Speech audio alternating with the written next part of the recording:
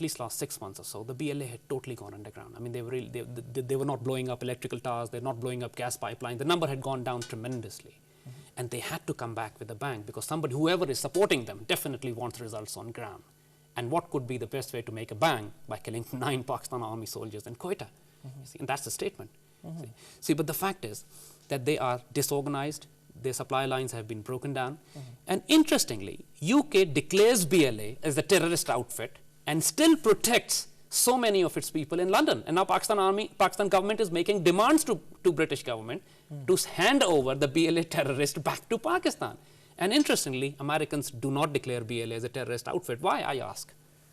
See, the question is, if Pakistan is an ally to them in war on terror, why is America not declaring a terrorist outfit against the ideology of Pakistan, against the state of Pakistan, as a terrorist outfit? This is my question. That's a good and question. I guess our foreign office should be able to answer this. Yeah, that's a good question. Now let's get to the bigger picture. Now we have the Pakistani state, we are facing this, thanks to this war on terror really, a multitude of challenges that you just explained. You have 4 or 5 different variations within the religious extremist movement or story, so to speak.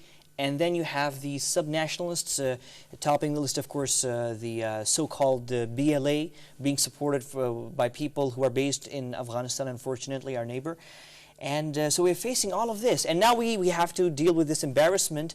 You know, unfortunately, 9 of our friends, Chinese, abducted here, right in the heart of Islamabad.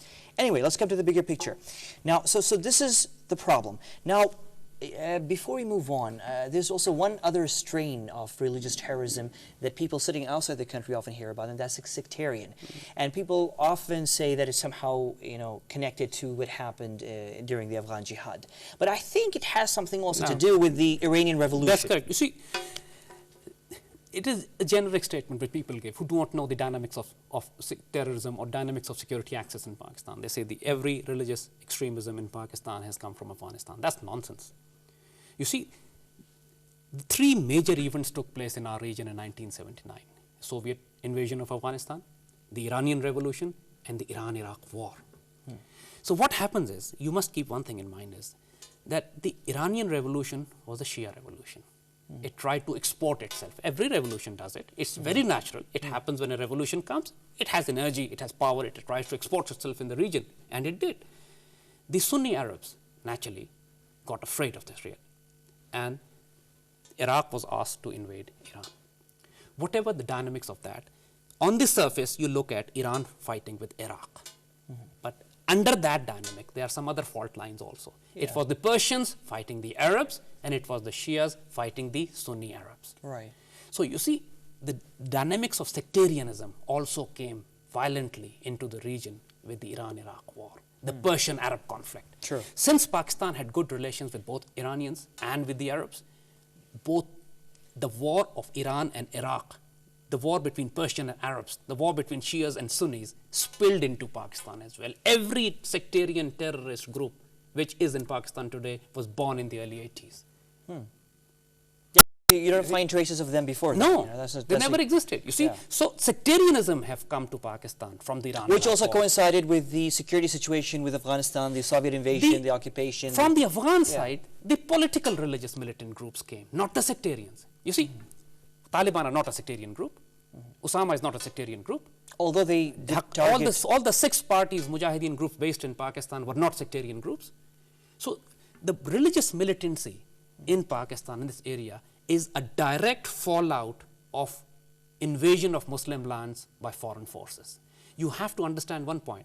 There was no need for... No, but there was one invasion by foreign forces. The other one incident was actually Muslims fighting each other. I mean, the Iranians and the Iraqis. See, that is the sectarian dynamics of it. Yeah. You see, that particular incident brought in the sectarian terrorism in Pakistan. But the problem of political religious militancy, the political dynamics, have come due to foreign invasion of Muslim lands. You see, there was no need for Kashmiri resistance if Indians had not occupied Kashmir. There was no need for Afghan Mujahideen if Soviets had not occupied Afghanistan. There is no need for Taliban resistance if Americans had not occupied Afghanistan. Right. There was no need for Iraqi resistance if Americans had not occupied Afghanistan. There was no need for Palestinian resistance if Israelis had not occupied the Palestinian lands. True. You see, True. The political, religious, militant groups are a direct fallout of the colonization of Muslim lands. True. And the solution is simple. Solve the problems. Leave Muslim lands. But right now, it is the Pakistani state which is having to deal with the fallout from all of these disputes, these problems, because we're dealing with the anger now that has resulted from the Soviet occupation and invasion of Afghanistan, and now the Americans are there, and the other issues as well. And there's one thing that we need to understand is, see, again, the sub-nationalist militant groups and the religious militant groups, what is the difference between the two? Which are the bigger threat to Pakistan? Let's decide this point first. You see, as I said earlier, the religious, political, militant... You don't agree that it's the religious extremism that is the biggest threat to No, Pakistan? not at all. Not at all. Why? At all. Why? For simple reason. The religious, extremist, militant groups accept the ideology of Pakistan. They are not against the state of Pakistan. Their anger is against the policies of the government. And you see, in fact, in reality, the religious groups want to strengthen Pakistan, but in their own weird way. Yeah, their understanding is faulty. True. They disagree with the policies of the government, but you can talk to them because they are basically the parameters of agreement are there. They accept the ideology, they accept the state, they have disagreement with the policy. They don't want to destroy the state. Not at all. That makes sense, yeah. But the sub-nationalist groups do not accept the ideology. They do not accept the government. They do not accept the state. They take foreign funding. And in the past, Pakistan has been dismembered by the sub-nationalists, not by the religious groups. You're relating that to the 1971. 1971 East Pakistan, you see. So if you put this in perspective, which group is more threatened, dangerous to Pakistan? Religious? You see, the problem of religious militancy is the government is trying to fight religious extremism with a very secular and liberal face. That's adding fuel to the fire.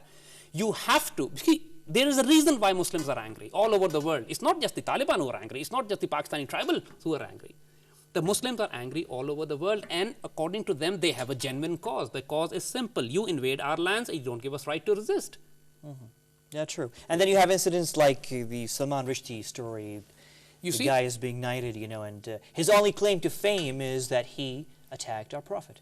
That's the only reason he became famous. And when these things happen, Muslims will get angry. Sure. When they get angry, you see, you cannot expect an oppressed and weak and colonized nation to do justice. Justice has to come from the powerful. That's true. That's true. Iraq was one of the major countries in the Arab world. 1 million slaughtered already, 3 million refugees, countries on the brink of disaster, dismemberment. Who is responsible? Resistance or the occupation? Occupation. Now, anyway, the point is that we are also out of time now, Zed. But you were talking about when you were talking about the subnationalists and all that stuff. You know, I was just thinking to myself, you know, we keep talking in our country, people like you, like me, others, commentators in the media, about the subnationalists and all that. And I was just wondering, you know, when that time will come when I'll hear about Pakistani nationalists.